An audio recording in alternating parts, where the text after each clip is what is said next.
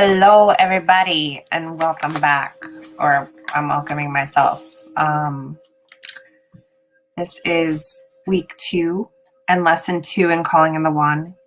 I meant to do it yesterday, but I've had quite a bit going on. I hope that everyone had an amazing holiday and is excited for the new year.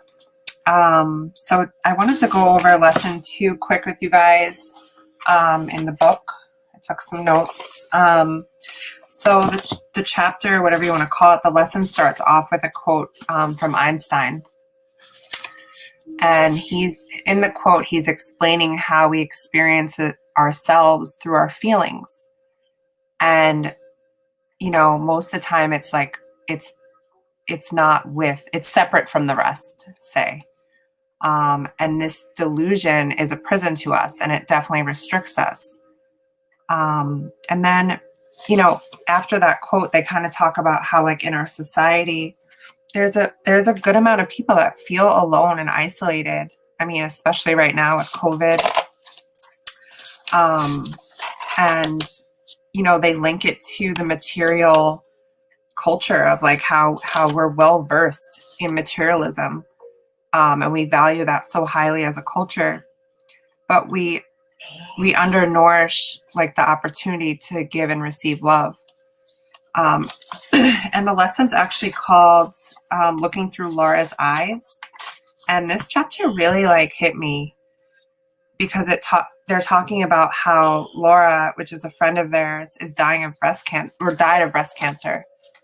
And, the author was observing her as she was dying, and she became like, and this part hit me because I've seen this. I don't know if you guys have seen this before, but like right before someone's like gonna die or they get sick, like they just radiate this like crazy light, and they just look like, I can't even explain it. Like I saw like a light, just like they just looked like peaceful, like completely radiating. And he goes into talking about that and how that happens right before they leave their bodies.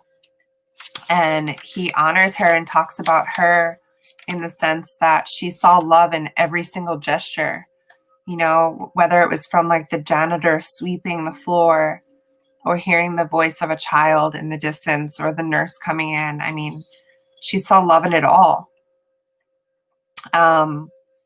And there's more to that, but that's really just what I wanted to talk about. And then I did write down like a lot of times in loving, in relationships or in our culture, again, we think about us first and then you later.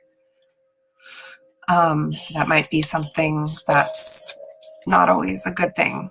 And then they talk about how like our depiction of love in films and music and how they kind of cut out what makes a true loving relationship. Like it's almost like the pursuit of falling in love. But what about when you're in love? Like, what about that part? Like how you work through it. And our songs don't sing about it. There's someone literally not well here. Our songs don't sing about it. And they skip like the everydayness of relationships. It's kind of like social media. Like we get all the highlights. Like I'm guilty of it. Shit, there's been a lot going on these past couple of years. And like, I don't like to air out everything, but it's not all sunshine and rainbows. That's for sure. It's all about like how we look at it. I did highlight that the Dalai Lama talks about this and speaks on this topic often. And this is the real part. And this is going to lead us into the lesson for tonight. I'm going to make this short and sweet. But they talk about the apathy and indifference to each other.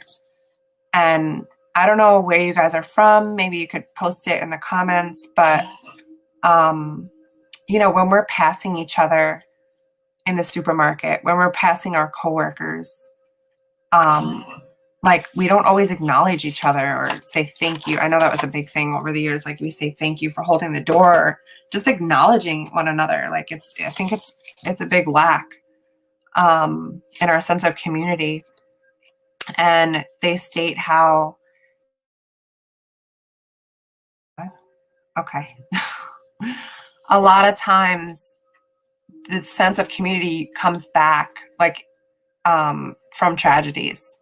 So, I mean, I know I live here in New York and, you know, it's hard to explain, but after 9/11, like New York, we have a reputation. We're not always like friendly, like super friendly or like, you know, that a lot of times in the city, like, or even in anywhere in New York, like you're hustle and bustle. Like, so you're not always acknowledging and honoring people in their essence. But after 9/11, like people, like every single person here, like connected, like loved on each other, like reached out, like we really like that sense of community through the tragedy, which I think a lot of us have come together through this coronavirus thing. I think my mom might have corona. There's like a lot going on, but it's just, you know, that's another thing. So just to widen our circle of compassion and embrace it all.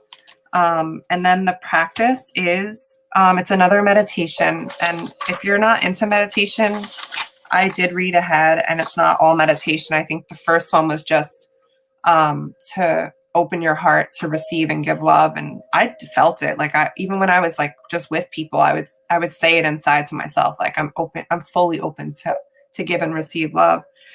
And this week, the practice is, they recommend it to be a morning meditation, but however you feel comfortable. They note you could literally lay down. You could cross your legs like a yogi. You could actually even go on a walk and just embody it. And they recommend resting your hands on your thighs and closing your eyes and releasing releasing all that tension, maybe in your forehead, in your chest. And repeat these words. And you're going to repeat, I am connected to everyone and everything. And you're going to repeat that. I don't know if they have an exact number to repeat it. They don't say, but it says don't do it longer than 3 minutes. And they're stating that beautiful force field of energy is going to connect you with every person that you see when you set that intention. And that's connecting you in love. And then there's a bonus practice is today, I know it's late. I just want to, from now on, I'm going to do it on Mondays, but I'm sure you guys don't care. But today or tomorrow, just think about Laura. You know, that's this whole segment is in honor of her. And maybe any loved ones that you've lost or you've experienced that where people don't take shit for granted because life's short. And, you know, there is beauty in every moment. And the bonus practice is to frequently throughout your day, connect with your own heart and think of looking at things through Laura's eyes. And I think that is all. Here's something else. Oh, and just to make eye contact when you speak to someone you wouldn't normally speak to, and smile at someone you might you might normally look away from, and ask someone how they are and pause enough to listen to their response. And note if any of this makes you uncomfortable, and just breathe through that discomfort. Don't allow your discomfort to stop you from doing the exercises throughout the day. And then they recommend at the end of the day to take out your journal and write down the moments where you experience a sense of connection and belonging that passed between you and another soul, whether you knew them or not. And the way that stranger looked at you or smiled, and perhaps you opened the door for an elderly person or someone called you for business purposes. Remember, we're all looking through Laura's eyes. So look for love everywhere. And that, my friends, is week 2 and lesson 2 in Calling in the One. I hope that you found value, and I love you all, and I hope to see you next week. And happy freaking New Year. I know Master Co is doing a meditation tonight for the full moon, and there's what else is going on? Oh, tomorrow I'm doing an interview that I'm going to broadcast live in these groups with a super couple, and I'm sure you'll hear more from me soon. I love you. Have a good night. and talk to you soon. Ciao.